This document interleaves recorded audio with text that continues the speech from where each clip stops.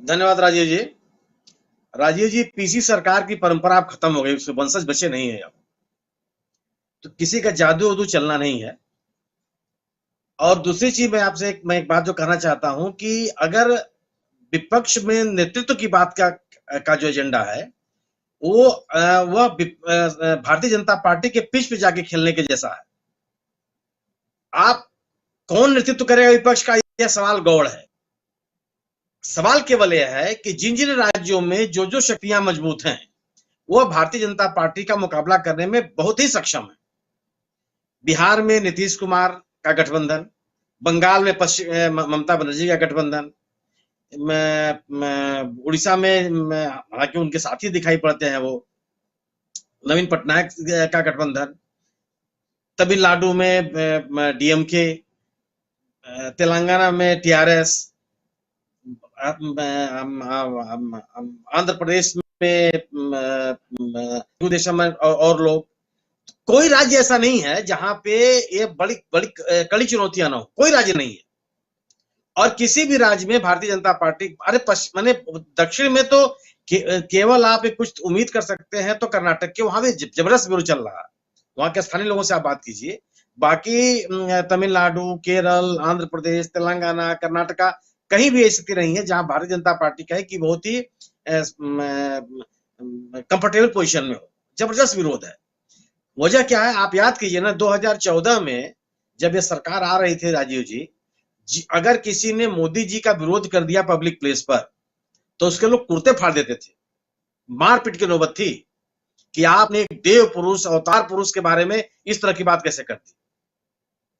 आज अगर आप कहीं चर्चा सार्वजनिक स्थान पर छेड़ दीजिए सरकार के बारे में, लोग आपको सुनने के लिए तैयार हैं और ये कहते हैं कि बात तो कोई कह रहा है। वजह क्या है कि आप बहुत दिनों तक, बहुत समय तक लोगों को भ्रम में नहीं रख सकते ना। आप ये भले, हमारे देश के दो सम्मानित सांसदों ने संसद में कहा कि महंगाई है कहां, वो खोज रहे हैं, उन विचारों को नहीं मिल रही है। वो हमारे सांसद हैं, इसलिए हम उनको इनकार भी नहीं कर सकते, उनकी बात को गलत भी नहीं कर सकते। ये संसद की अवमानना हो जाएगी। लेकिन उनको तो नहीं मिल रही है, कोई बात नहीं मिल रही है। लेकिन इस देश के एक एक आदमी को महंगाई मिल रही है। हर आदमी उस महंगाई से त्रस्त है। हर व्यक्ति को यह लग रहा है कि उसके घर का बजट कैसे चलेगा।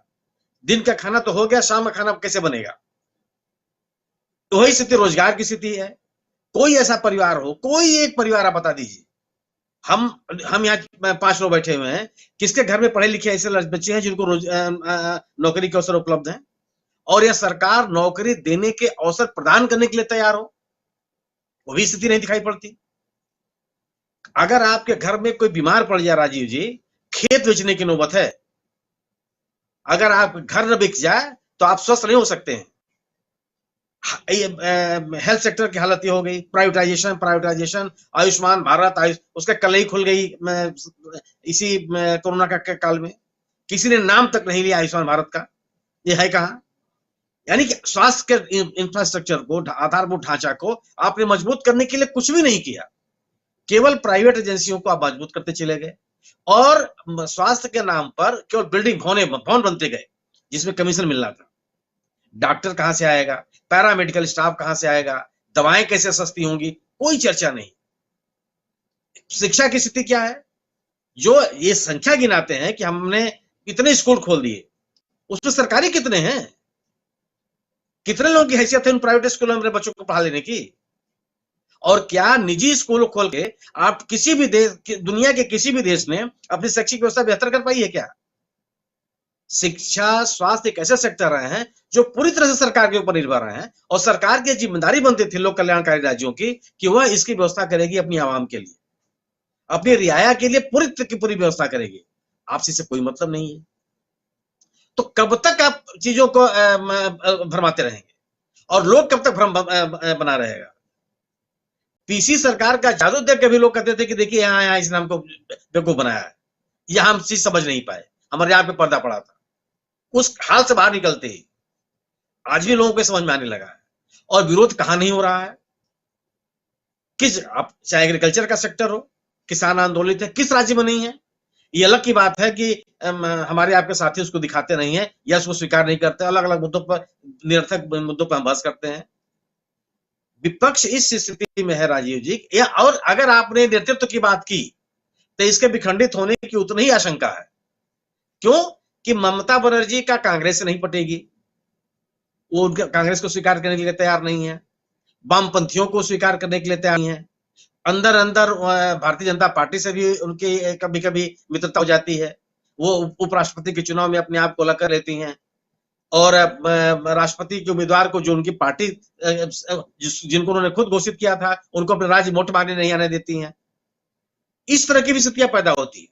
हमारे जैसे व्यक्ति का यह मानना है कि किसी नेतृत्व की आवश्यकता, जो नेतृत्व भर करके आएगा वो प्रधानमंत्री हो जाएगा।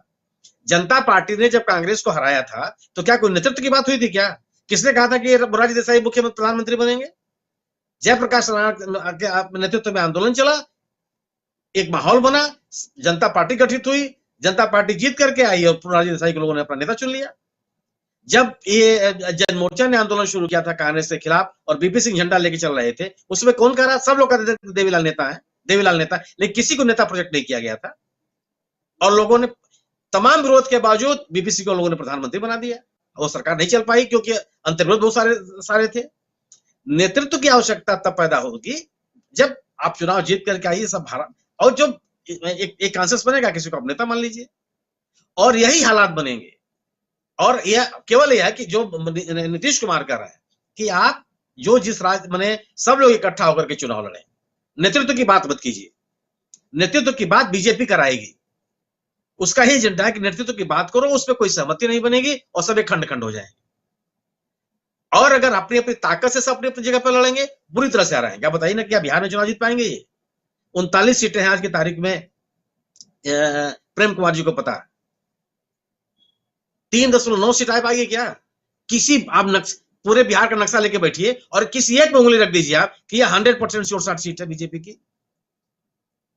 कोई कंस्टिट्यूएंसी का नाम ले ले, कोई, चाहे छपरा हो और चाहे पटलिपुत्र हो और चाहे दानापुर हो, किसी एक का नाम कोई ले ले, हर जगह कंटेस्ट हो गया।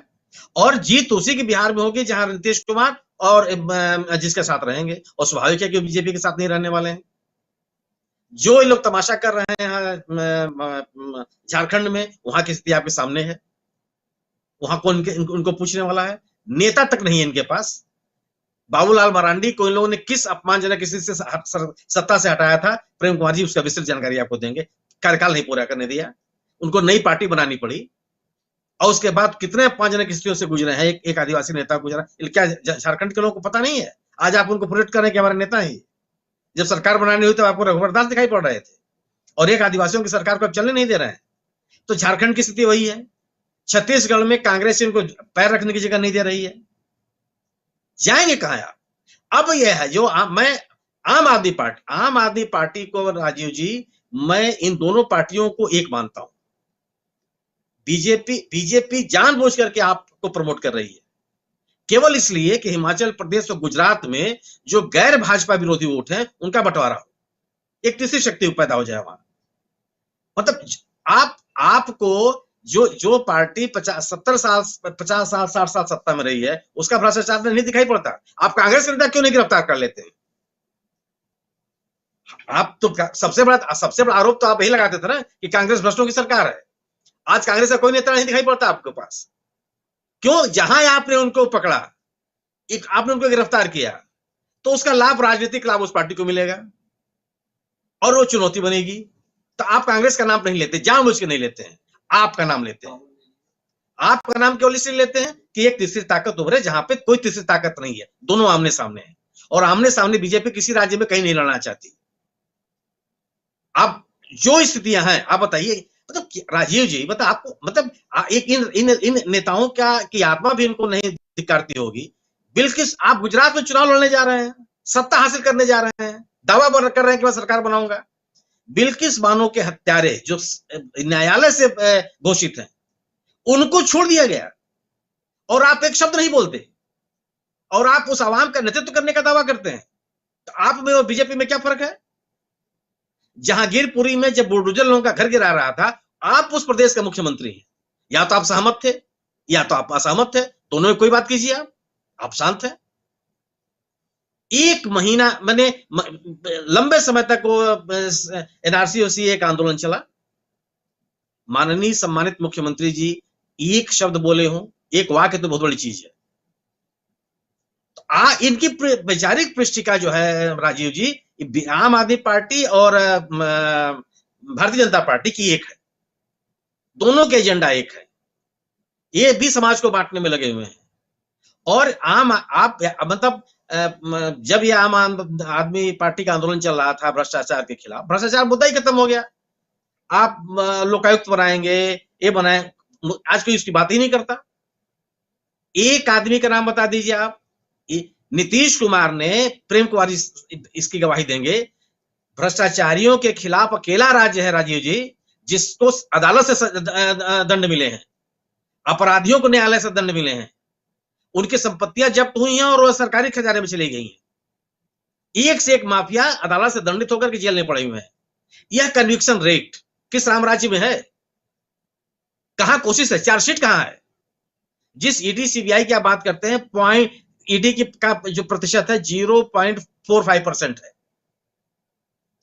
150 के आसपास 2014 तक मुकदमे होते थे, आज 7000 के आसपास है। कितने लोगों के खिलाफ कार्रवाई हो गई? एक डर का माहौल पैदा करना और वाकई भ्रष्टाचार के मुद्दे को एड्रेस करना, दोनों अलग अलग चीजें। अगर आप भ्रष्टाचारियों को दंडित करने का प्रयास करेंगे तो एक संदेश जाएगा, वो नहीं है। आम आदमी पार्टी ने क्या कर दिया दिल्ली में? कितने भ्रष्टाचारी पकड़ लिए गए? आप इस आम आदमी पार्टी ने कांग्रेस के भ्रष्टाचार के खिलाफ कितनी बड़ी बड़ी बातें की।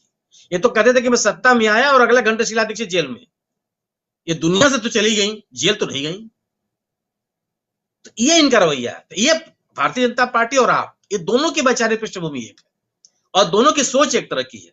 और मेरा जैसा आदमी का मानना यह है कि भारतीय जनता पार्टी जानबूझ करके आम आदमी पार्टी को प्रमोट कर रही है कि जिससे वह उसका डाइवर्जन जो है इन दोनों राज्यों में खासतौर से, ये तब तक चलेगा जब तक इन दोनों राज्यों में चुनाव नहीं।